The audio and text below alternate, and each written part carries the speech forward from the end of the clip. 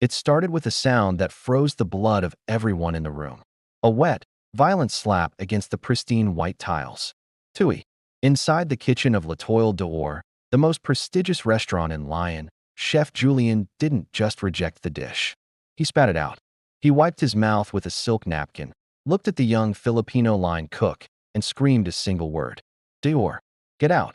The dish on the counter was dinuguan.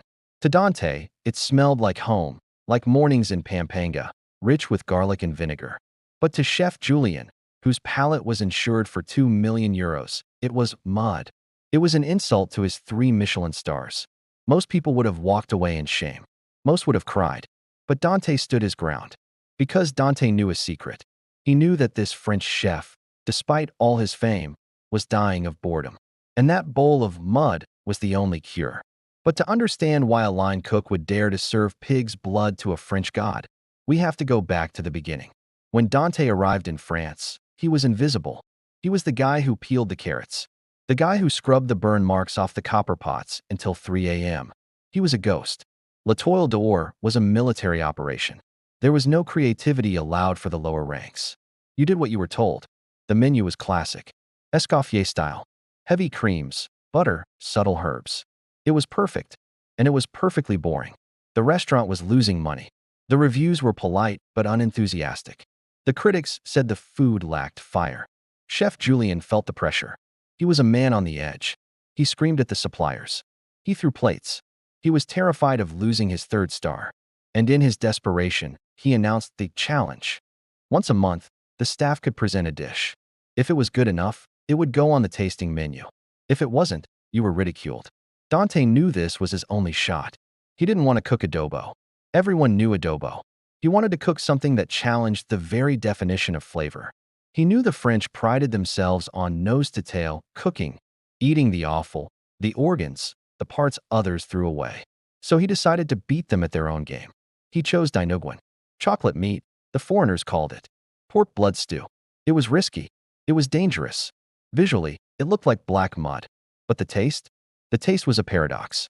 Sour from the vinegar, savory from the blood and meat, spicy from the long green peppers. It was a dish that required courage. He spent 3 days prepping. He couldn't find the right pig's blood, so he traveled 3 hours to a specialty butcher. He couldn't find the right vinegar, so he fermented his own coconut sap in his tiny apartment closet for weeks. He put his soul into that black pot. The day of the tasting, the kitchen was silent. 5 other chefs presented. A truffle risotto. A perfectly seared scallop. Safe. Boring. Chef Julien tasted them, nodded, and moved on. Then, he got to Dante's station. Dante lifted the lid. The steam rose up. It hit Julien's face. The smell was intense. Metallic, sour, earthy. Julien recoiled. He looked into the pot and saw the dark, thick sauce. What is this? Julien asked, his voice low.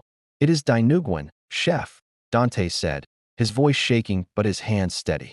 It is a stew made from the essence of the pig. All of it. Julien scoffed.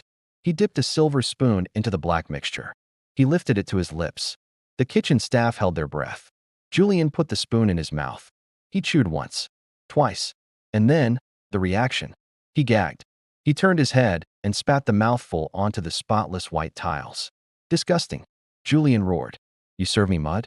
You serve me blood and vinegar in a temple of fine dining? You are mocking me. He didn't wait for an explanation. He grabbed the pot. Dante's 3 days of work, his weeks of fermentation, his childhood memories, and he dumped it into the trash bin. The clang of the pot hitting the bottom of the bin sounded like a gunshot. You are fired, Julien shouted. But he didn't stop there. He leaned in close, his face red with rage. Take your peasant food and go back to the jungle. We cook with sophistication here. We do not cook like savages. Get out. Dante stood there. The word savage rang in his ears. He felt the heat rising in his neck, burning behind his eyes. He looked at the trash bin where his culture lay wasted. He looked at the chef. He didn't say a word. He just untied his apron, folded it neatly, and placed it on the counter. He walked out the back door into the rain. The alleyway was cold. The rain soaked through his thin chef's jacket instantly. Dante walked to the metro station, his hands trembling, not from cold, but from humiliation. He sat on a metal bench, staring at the dirty tiled floor. A train approached, the lights flickering in the tunnel. He could just get on. He could go home. He could find a job at a bistro, washing dishes. He could forget La Toile d'Or. His phone buzzed. It was a text from the sous chef, Marie. Come back. Now. Emergency. Dante stared at the screen. He started to type no. The phone buzzed again. He is here. The serpent is here. Dante froze. The serpent. Henri Gusto. The man who could end a career with a sigh. Dante looked at his reflection in the dark metro window. He saw a tired man. A rejected man. But then he remembered his Lola back in Pampanga. She had told him once, Dante, the food of the poor is the most delicious because we have to make miracles out of nothing. Julian had called him a savage. If Dante got on that train, Julian was right. If he ran away, he was admitting that his food didn't belong. Dante stood up. He wasn't going back to save Julian. He didn't care about Julian's star. He was going back to prove a point. He was going back to show that savage food could stand toe-to-toe with the gods of France. He turned around and ran back through the rain. He kicked the back door open. When he entered the kitchen, it was a war zone. Panic. Pure panic. Chef Julian was pale, sweating through his whites. The serpent had sent back the appetizer. Too salty. He had sent back the fish. Overcooked. He was picking them apart, piece by piece. They were on the main course. The lamb. Julian was trembling as he plated it. He knew it wasn't good enough. It was the same lamb he had cooked for 10 years. It had no soul. The waiter burst through the doors. The serpent is bored. He says if the main course does not surprise him, he will leave before dessert. And if he leaves, the star leaves with him. Julian froze. He looked at the lamb. He knew it was over. He had nothing left. No tricks. No new ideas. His arrogance had emptied his creativity. Dante stepped into the light. He was dripping wet. His hair was plastered to his forehead. He didn't look like a line cook anymore. He looked like a soldier returning to the front.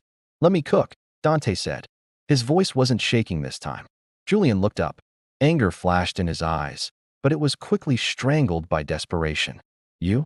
The savage? You want to serve him the mud? No, Dante said. Not the mud. Something else. Something I was preparing for the staff meal.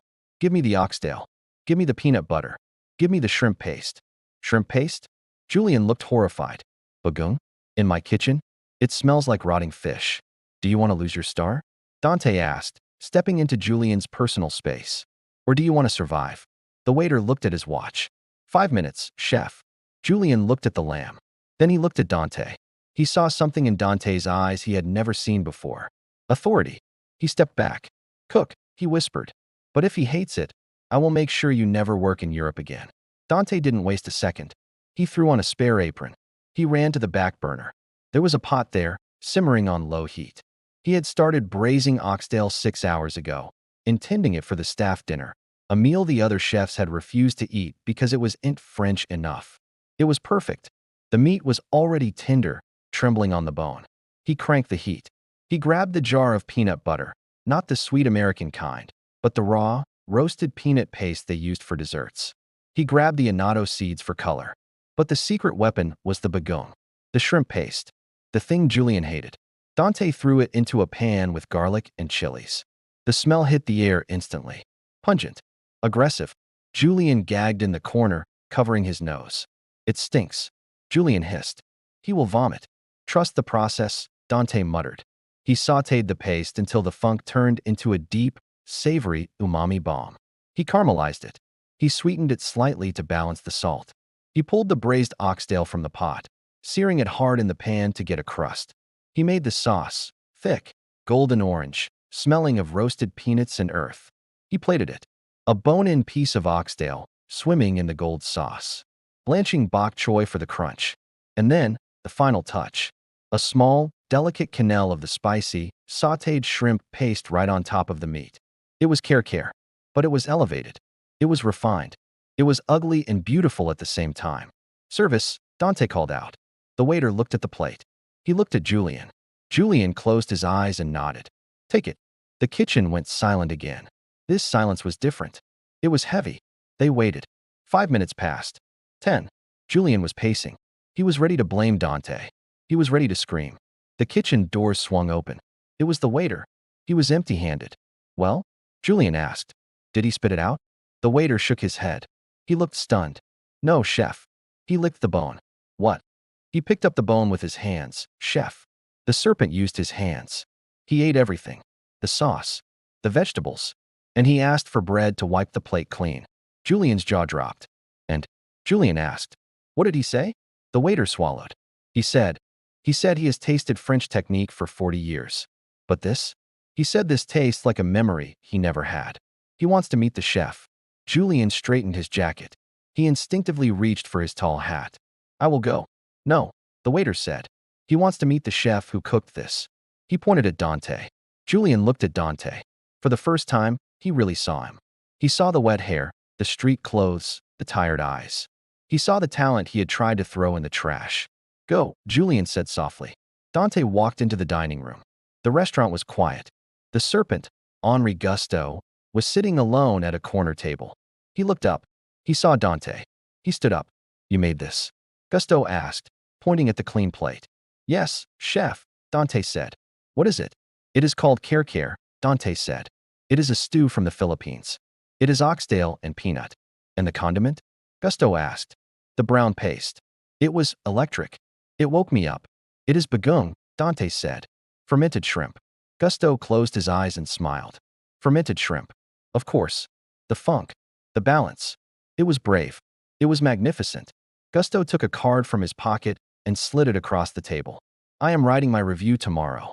I will say that L'Etoile d'Or has finally found its heart. Do not lose it again." Dante walked back to the kitchen. When he entered, nobody moved. Chef Julian was standing by the stove, staring at the pan of leftover peanut sauce. He had a spoon in his hand. He looked at Dante.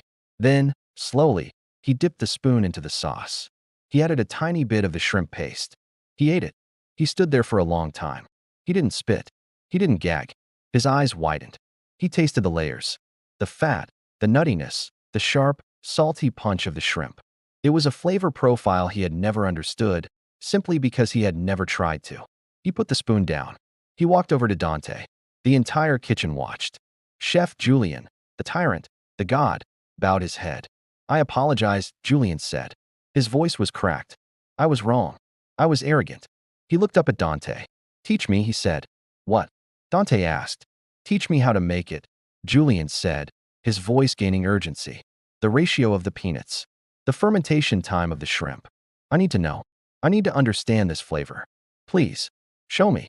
Dante smiled. It was a small smile. "First," Dante said, grabbing a fresh apron, "you have to respect the smell." "Yes," Julian nodded eagerly. "Respect the smell." "And secondly," Dante said, "we don't use a timer. We use our eyes." "We use our eyes," Julian repeated. That night, the dynamic of L'Etoile d'Or changed forever. They didn't serve Kare-Kare on the menu the next day. They waited a week until it was perfect. And when they finally debuted it, they didn't call it oxtail stew. They kept the name, Kare-Kare. People traveled from London, from New York, from Tokyo just to taste the dish that saved a 3-star restaurant. They came for the French technique, but they stayed for the Filipino soul. And as for Chef Julian, he never spat out food again. He learned a valuable lesson that night. You can have all the stars in the world. You can have the most expensive ingredients and the sharpest knives. But if you don't have an open mind, you will always be hungry. Dante became the head chef 2 years later. And every new cook that walked into his kitchen, regardless of where they were from, was told the same thing on their first day. In this kitchen, we do not throw away culture. We taste it. Because sometimes, the thing that looks like garbage to one person is the recipe that saves another person's life.